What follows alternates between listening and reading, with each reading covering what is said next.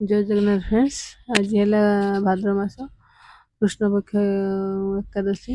मुझे जाइली प्रभु दर्शन करिया लगे। प्रभु केते सुंदर देखा चक चक आखि केते सुंदर लगुच। दर्शन कली मुंडिया मारली भाईना मोर पूजा करदे। जल तुलसी भी देले, जल तुलसी पाइली। तापरे बेढ़ा परिक्रमा कली।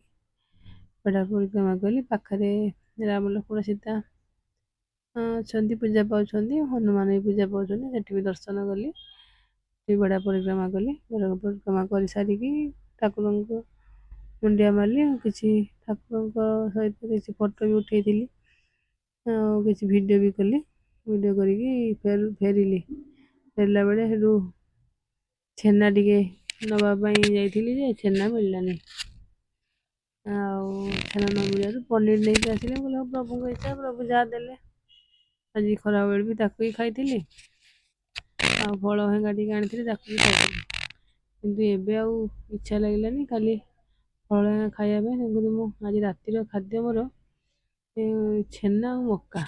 स्वीट कॉर्न थी, स्वीट कॉर्न गोटे सिझेली आ कि छेना आनिकी खाइली।